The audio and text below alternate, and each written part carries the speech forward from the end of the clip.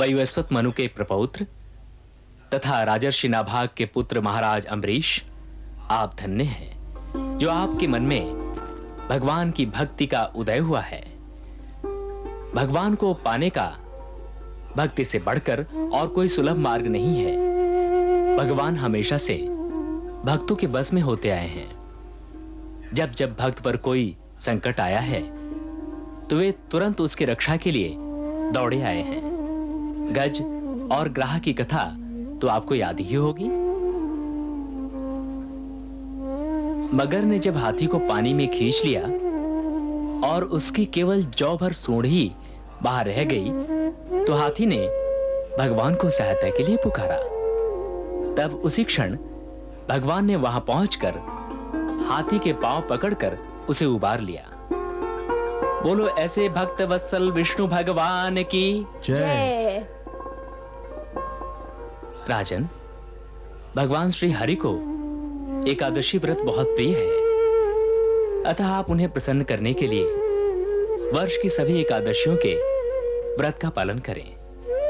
वर्ष पूरा होने पर आप भगवान की पूजा आराधना करके ब्राह्मणों को भोजन कराएं और उन्हें दान दें। ये मोक्ष प्रदान करने वाला व्रत है महाराज। तब तो हम इस व्रत का अनुष्ठान अवश्य ही करेंगे पुरोहित जी। हमें तुम पर गर्व है हरीश। तुमने अपनी पूरी योग्यता से राजकाज संभाल रखा है। ये सब तो आपके आशीर्वाद का फल है भ्राताश्री। हरीश, हमारी तो भगवान के श्री चरणों में लौ लगी है, अतः हमें कोई सूझता ही नहीं। पिताश्री ने व्यर्थ ही हमें राज सिंहासन दिया। ऐसा न कहें महाराज, आपके प्रताप से ही राज्य में कोई अकाल मृत्यु नहीं होती, कभी सूखा नहीं पड़ता और सभी प्रजाजन भी सुखी हैं। यह सब तो भगवान की कृपा है हरीश, किंतु अब हम तुम्हारा राज तिलक करके अपना सारा समय प्रभु की भक्ति में बिताना चाहते हैं। हे देवतुल्य भ्राताश्री, जिस प्रकार आपकी प्रीति प्रभु के चरणों में है, उसी प्रकार मेरी प्रीति आपके चरणों में है। मुझे अपने श्री चरणों का सेवक ही बना रहने दे तो आपकी बड़ी कृपा होगी। मुझसे इन चरणों का सुख न छीने भ्राताश्री।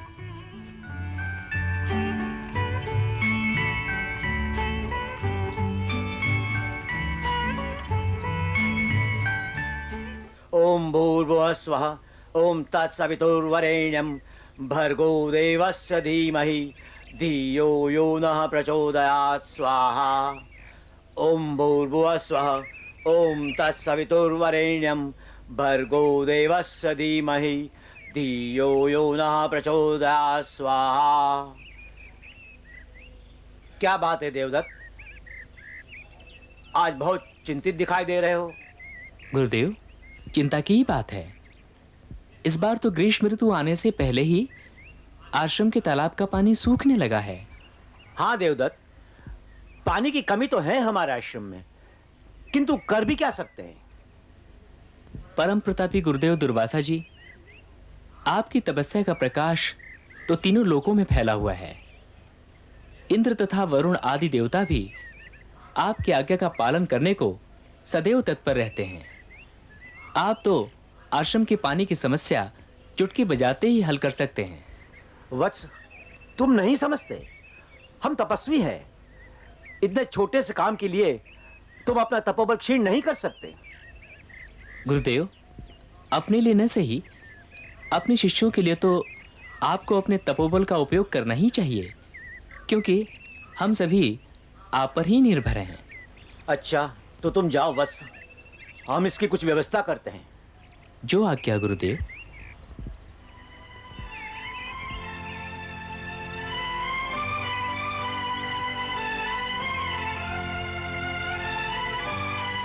वजादिशं बलादिशं स्वर्गादिशं सुरेशं जीवनं सर्वजीवानां इंद्रमावाह्याभ्यहम्।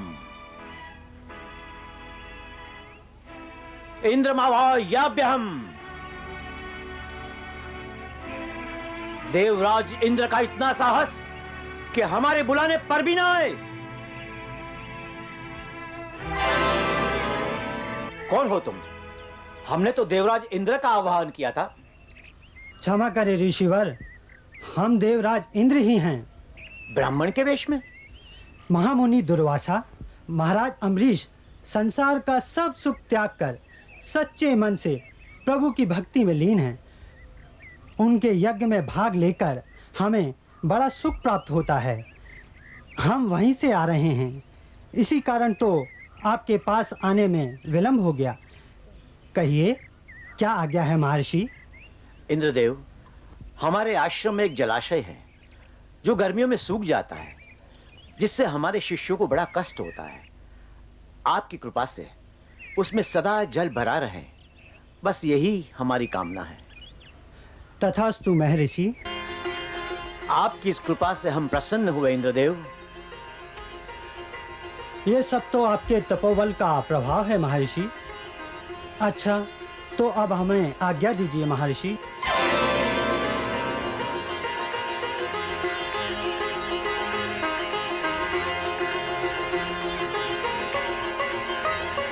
गुरुदेव की जय हो।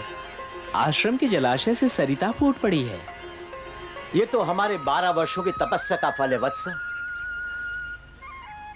किंतु ये राजा अम्बरीश कैसा भक्त है कि जिसके यज्ञ में देवता भाग लेने जाते हैं। हम स्वयं वहां जाकर अम्बरीश की परीक्षा लेंगे। भगवान के नाम की बड़ी महिमा है। आज हम आपको उसी महिमा की कथा सुनाते हैं। राजा अम्बरीश। प्रणाम महर्षि। आपकी चरण रस से हमारा महल पवित्र हो गया। कल्याण हो राजन। आसन ग्रहण करें प्रभु। पुरोहित जी भगवत कथा सुना रहे हैं। तपोधन, यदि आज्ञा हो तो कथा प्रसंग सुनाऊं? हाँ ब्राह्मण देव, होने दीजिए अपनी कथा। पुरातन काल में कन्नौज नगर में अजामिल नाम का एक ब्राह्मण रहता था। वो अधर्मी हो गया था।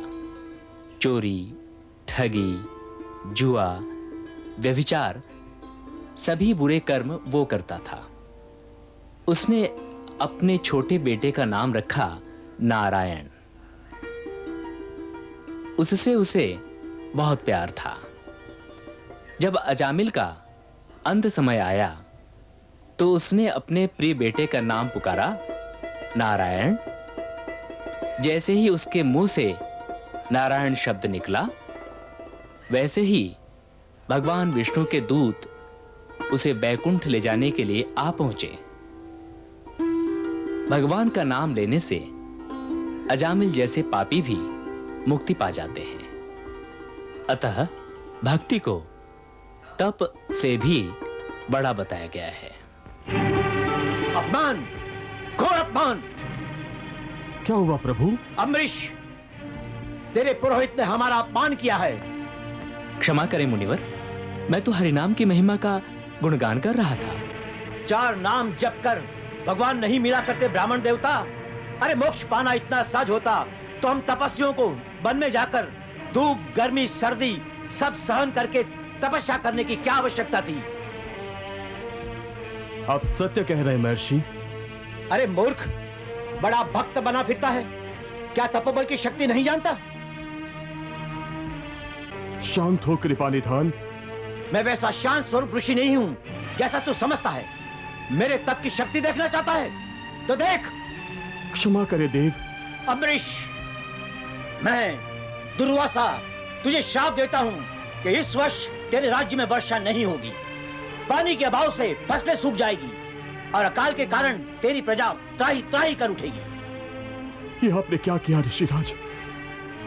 मेरे अपराध का दंड मेरी प्रजा को दे डाला। ऐसे न चाहिए मुनिवर। भोजन का समय हो रहा है। भोजन करने हम फिर कभी आएंगे, आज के लिए इतना पर्याप्त है। मुनिवर,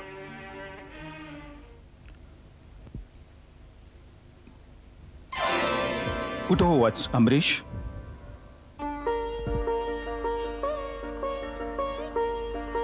तुम निर्दोष हो, फिर भी दुर्वासा ने तुम्हें शाप दिया। इसका प्रायश्चित तुम्हें नहीं, दुर्वासा को करना होगा। प्रभु, मैं तो आपका दास हूं। तुम्हारे शत्रु तुम्हें नित नए कष्ट पहुंचाने के यत्न करते हैं, अतः आज से हमारे ये सुदर्शन चक्र तुम्हारी रक्षा करेगा। आपकी कृपा के प्रसाद से मैं धन्य हो गया प्रभु। प्रणाम गुरुदेव। आयुष्मान भव वत्स।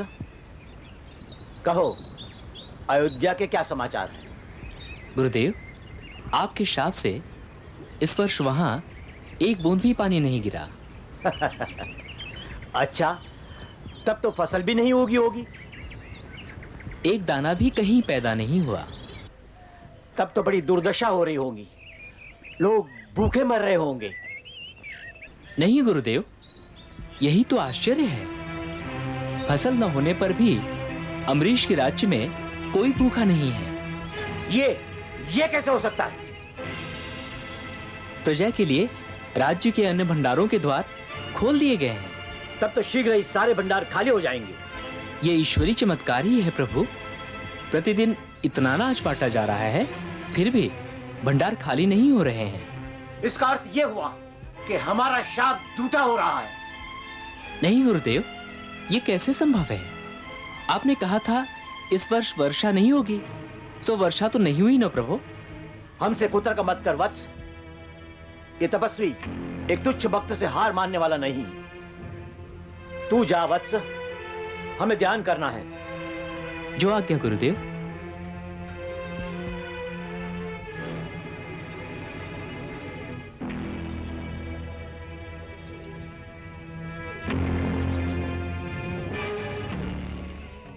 पुरोहित जी, विधि विधान के अनुसार एकादशी व्रत पूर्ण होने के उपलक्ष्य में 10 सहस्र ब्राह्मणों को भोजन करा दिया गया है और 10 लक्ष गोएं भी दान कर दी गई हैं।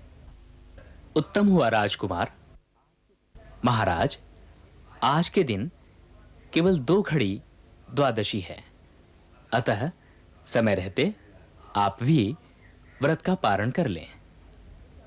भ्रातर्षि, मैं सारी व्यवस्था करवाकर अभी उपस्थित होता हूं।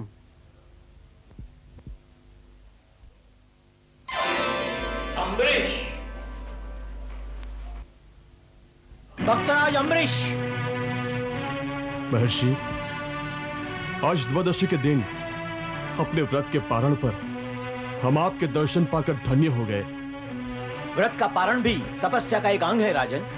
हम कृतार्थ हुए ऋषिवर। शिष्यों सहित भोजन ग्रहण करें। अवश्य करेंगे राजन। तुम भोजन की तैयारी करवाओ, तब तक हम स्नान करके आते हैं। जो आज्ञा महर्षि। राजन, तेरे भंडार में भोजन की कमी तो नहीं है? भंडार तो नारायण का है ऋषिवर, भला इसमें कमी कैसे हो सकती है? आप स्नान के बाद शीघ्र ही वापस आए।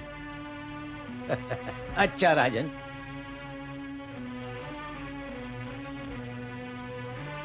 स्वामी, मेरे मन में कुछ शंकाएं उत्पन्न हो रही है। पिछली बार भी दुर्वासा ऋषि ने अकारण ही आपको श्राप दे दिया था। ऐसी बातें मन में न लाए महारानी। ऋषि मुनियों के पवित्र चरण तो तभी पड़ते हैं जब अपने किसी पुण्य का उदय होता है। क्या महर्षि का भोजन हो गया? अभी तो उनका स्नान ही नहीं हुआ है। मुझे विश्वास है कि द्वादशी बीत जाएगी और वे स्नान ही करते रहेंगे। क्या कह रहे हैं राजकुमार? सत्य कहता हूँ पुरोहित जी। स्नान के समय दुर्वासा ऋषि 1008 गायत्री मंत्रों का जाप करते हैं।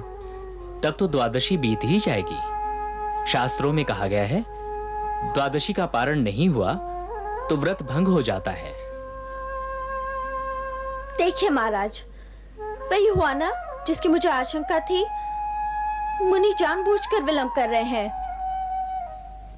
सब भगवान की लीला है। तो अब क्या होगा पुरोहित जी? मेरे विचार से एक उपाय सुलभ है। वो क्या?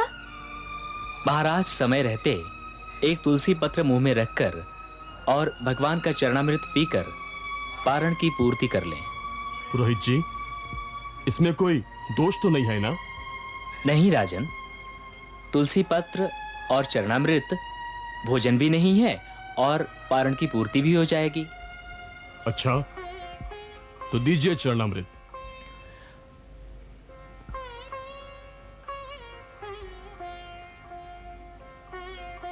अकाल मृत्यु हरणम सर्वव्याधि विनाशनम विष्णुपादोदकम पीत्वा पुनर्जन्म न विद्यते।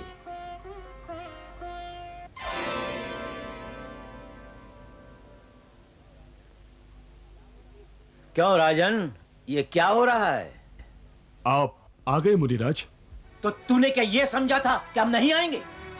एक तो हमें भोजन के लिए आमंत्रित किया, फिर हमें खिलाए बिना व्रत तोड़ दिया। ये तो हमारा अपमान है। प्रभु, द्वादशी जा रही थी, इसी कारण हमने केवल चरणामृत ही ग्रहण किया है।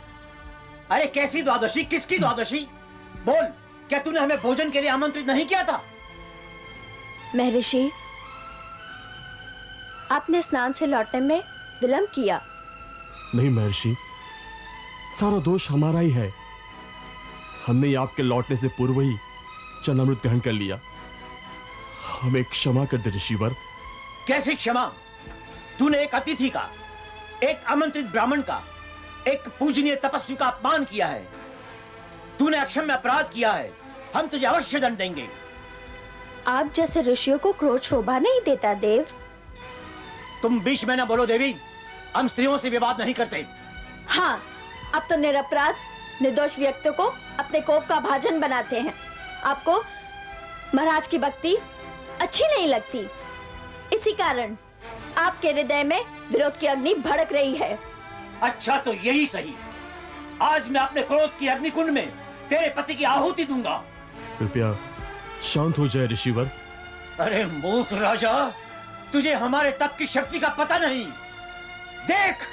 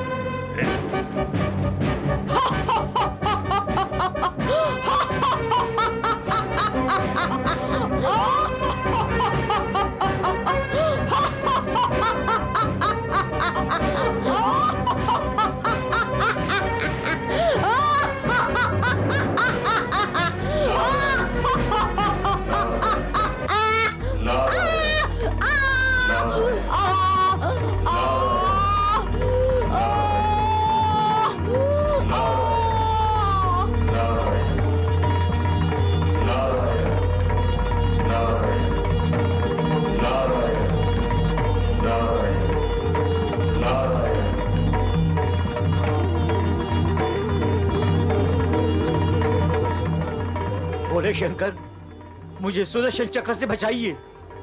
नहीं महर्षि, जो विष्णु भक्तों से द्वेष रखते हैं, हम उनकी कोई सहायता नहीं कर सकते।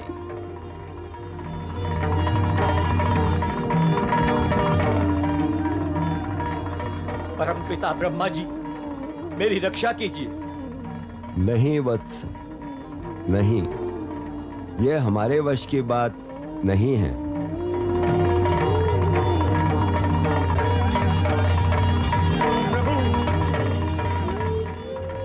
उठिए मुनिवर। कैसे उठूं प्रभु? आपका ये सुदर्शन चक्र जो मेरे पीछे पड़ा है। हमारा सुदर्शन चक्र और आपके पीछे पड़ा है? ऐसा क्यों मुनिवर? आप तो सर्वज्ञ है प्रभु, सर्वज्ञ। मुझे अपनी तपस्या का अभिमान हो गया था। मैंने आपके भक्त राजा अम्बरीश का अपमान किया था। मुझे क्षमा कर दीजिए प्रभु, मुझे क्षमा कर दीजिए। उठिए मुनिवर। किंतु अपने चक्र से तो मुझे मुक्ति दिलाइए प्रभु। इसे हटाना हमारे बस की बात नहीं है मुनिवर। ये तो आप ही का सुदर्शन चक्र है त्रिलोकीनाथ। किंतु हम भी अपने भक्त के वश में हैं। महर्षि दुर्वासा, भक्त भगवान से भी बड़ा होता है, और इस समय भी अम्बरीश की भक्ति ही आपकी रक्षा कर रही है। अन्यथा सुदर्शन से भला आज तक कोई बच सका है?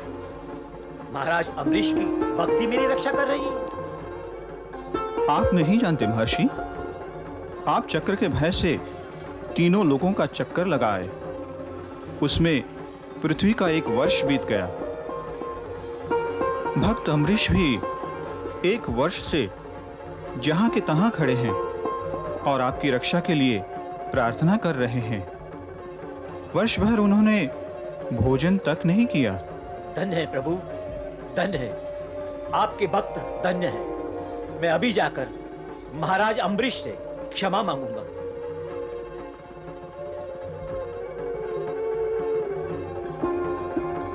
क्षमा, क्षमा, राज ऋषि, क्षमा।